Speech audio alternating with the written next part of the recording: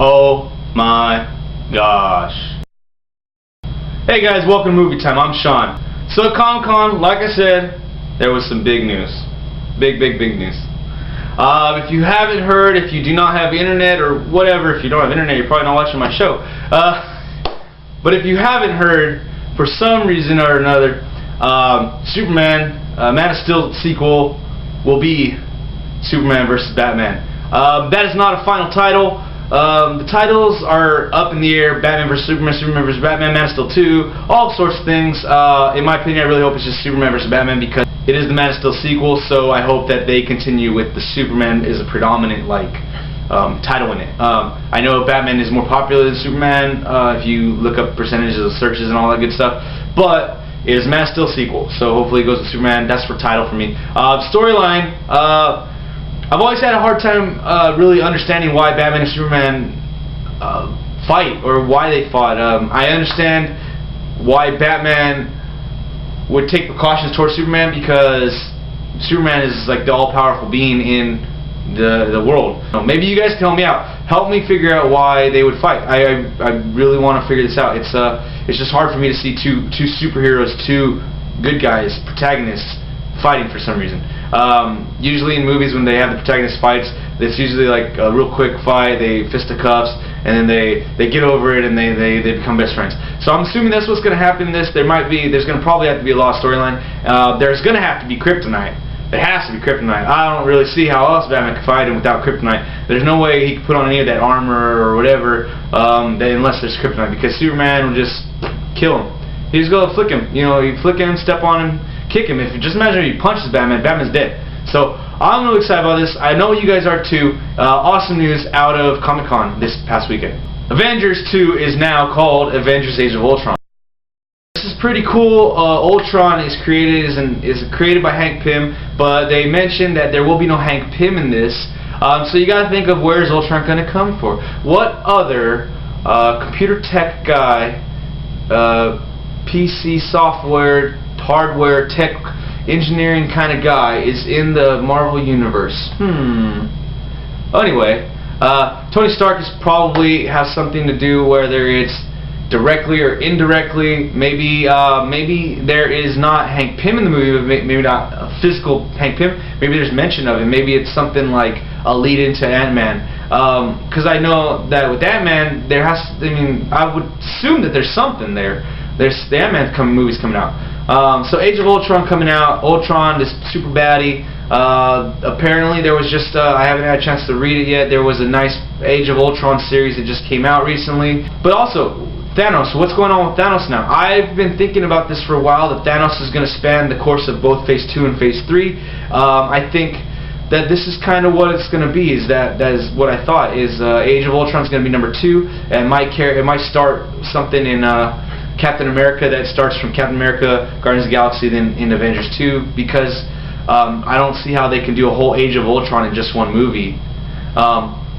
But Thanos, he's got to have some bigger worldly, universe, type affecting plot, kind of thing, because dude's huge. I mean, he's got to be getting the Infinity Gauntlet sometime. He's got to be doing all this stuff that's universal. That can't be just, yeah, it has to affect, the Avengers and the world, but Earth, but I mean, you got Guardians of the Galaxies now, you're going into this outer space, deep space, more characters out there, so I'm assuming it has to do with Phase 2, Phase 3, he's going to be big, bad, and it's going to be pretty awesome to see what's coming down the pipeline with the whole Phase 2 and Phase 3.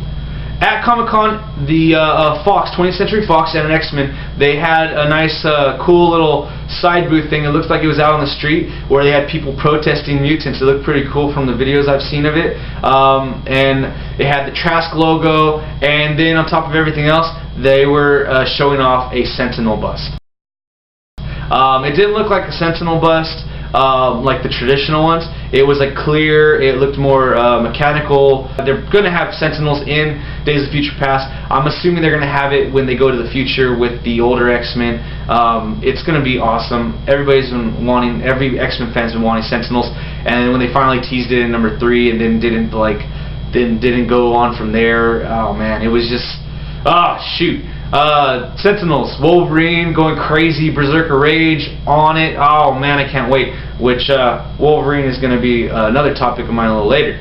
Alright, so this week I also saw some trailers coming out. You got a good handful of them that I'm pretty excited about. I picked the ones that made me laugh or I enjoyed the most. The first one I saw was one called Las Vegas. Sorry. It had Morgan Freeman, Kevin Kline, Michael Douglas, and I think it was oh shoot, who was the other guy? I had four great, amazing actors, all Academy Award nominated actors or winners.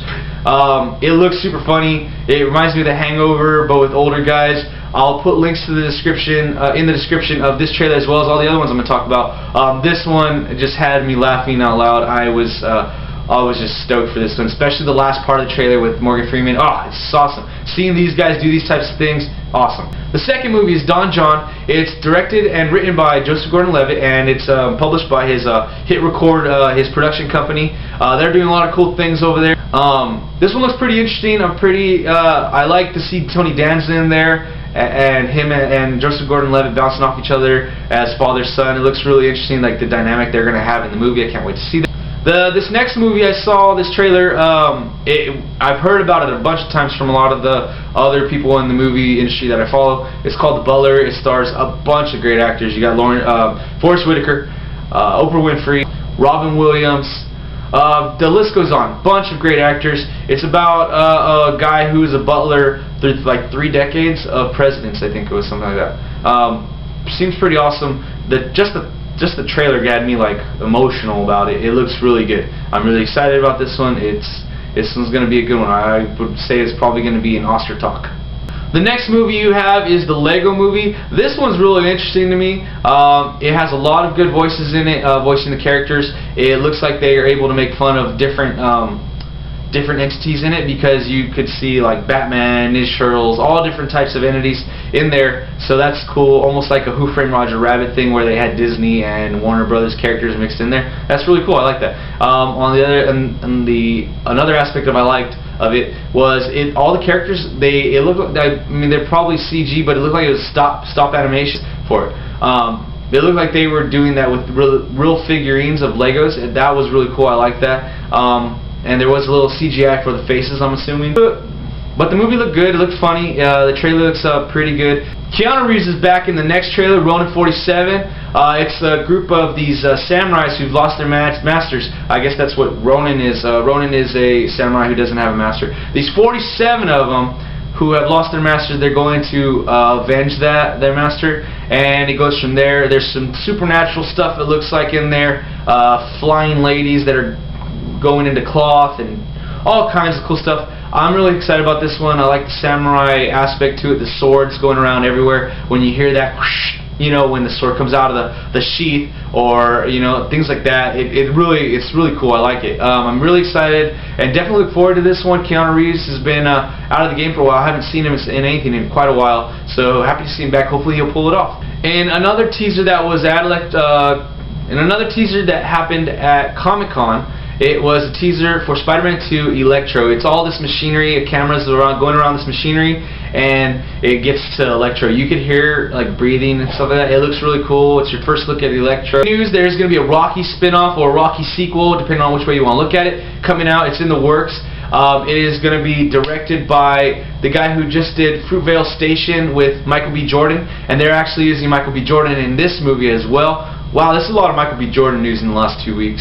But Michael B. Jordan is going to be playing Apollo Creed's grandson. The movie's going to be called Creed. It's going to revolve around him. He's athletic. He has the traits of his grandfather to be a boxer, but he doesn't have to because his grandfather had all the money from his boxing. And so I'm assuming that he's going to get into the life of boxing somehow. He's going to go get Rocky as a trainer, and we're going to go from there. Oh, hey! So in theaters this week, you have nothing that you need to worry about other than one movie. Well, there's 2 movies that I'm going to talk about, but one movie that I really am excited for, Wolverine. Wolverine, my boy right there. My favorite superhero. That's my first comic I've ever got in my life. It was Wolverine comic, Weapon X. It was Age of Apocalypse setting. Really cool. I mean, I'm a really big Wolverine fan. Really pumped about this movie. I'm going to go see it tonight. I can't wait. I've tried to stay as much away from the advertising as I can. I have checked out the trailers, but I've stayed away from any of the interviews, any of the synopsises. I'm just really excited about this one, man. I've seen pictures of Wolverine with blood on his claws. I've never seen that before. That just shows, I mean, to me it makes me think that this movie's going to be more visceral, more gritty, more just real and just violent. I'm pretty sure it's rated PG-13, but I think that they're just going to they're gonna go to town on that PG-13. So those usually that don't want to go see Wolverine, which I don't know why you wouldn't, but there is another movie. It's called The To-Do List. It's with Aubrey Plaza, and you know what? I've never been a great fan of her. I've thought that she has some comedic talents to her, but she always has this look on her face, and she's always doing the same character. She's never, you know, branched out. But in the trailers for this movie and from what I've read, it looks like she's actually finally branching out. Her character is this one type of character, this goody two-shoes, and now she's trying to branch out. And it looks like she's actually put some effort and some heart into this movie. So I mean, yeah, I'm going to see Wolverine tonight, but this movie I definitely want to see within the next week. Alright guys, so for movie of the week this week, I chose 42. This movie, I didn't get a chance to see it in the theater, but I knew I wanted to see it, and I finally watched it this week, and I must say it's a great movie. This movie is just one of those movies that, because regardless of who's playing who, the guy who plays Jackie Robinson, he may not be a known actor, he did a great job doing it. He portrayed this sense of protectiveness, closed off to try to hold himself back, as well as protect his wife. I don't know, he just did a really great job. Harrison Ford, oh my god, Harrison Ford did a great job. I've never seen Harrison Ford do a character like this before, and to see this type of acting coming from him really impressed me, and I really appreciated it, stepping out of the box. There was a lot of actors in it that I recognized. There were certain scenes that were cringeworthy because of the language, the verbal abuse that Jackie Robinson got, but they did it in a manner that it did not cloud the rest of the movie. It didn't cloud the rest of the story of him coming from where he came from and to succeed and be the first player to cross that color barrier in baseball, and to also, you know, help push along America in this aspect as well. In the movie, they say that he's their hero. He's these kids' heroes, these black kids in the town that he's at. I think it was Daytona, Florida, or Sanford, and you know, we use that term hero so much these days, and we use it for NBA players, football players. Oh yeah, he broke his leg now and he's playing within a week, within a month. He's a hero. We really got to rethink that. And in this movie, I saw that word, and I have a real pet peeve against that word being used, because there are so many people out there that are deserving of it that don't get, you know, recognized. But in this movie, I finally got a sense of using it for an athlete in the proper way. The fact that he is crossing these racial color lines, and he's doing something that nobody else has done before. He's stepping out there, putting his head out there, his face out there, and what he did, it deserves that, you know, nod of the hat, the thank you, even from everybody, regardless of what race it is. And the fact that he's called a hero, I totally respect that, and I'm thankful they put that in there. The movie was just great overall. I mean, it was really touching. There was some funny parts to it as well, so it's not a snooze fest, you know, it's drama, but it does have its action qualities in the baseball games, which took me back to my playing days when I was younger in high school. I felt like I was there on the grass with them. Just really awesome movie. I recommend you guys go out there and buy this one. This is one of those movies that you need to have for your collection, especially if you're a movie fan, a sports movie fan. You need to have your Bull Durhams, you need to have your Field of Dreams, you need to have your 42s. 42 has to be in there. I watch it, I own it. I think you guys should definitely too. It's a great movie. You'll definitely enjoy it as much as I did. Hopefully it'll stand the test of time like some of these other great sports movies. So that's it for movie time, guys. Let me know what you guys think in the comments down below. Give me your questions, your likes, your inquiries. Give me some options for movie of the week in the weeks to come. I definitely appreciate that. Remember to click the like, share, subscribe buttons down below, and let's get this conversation started off right. We'll see you next week.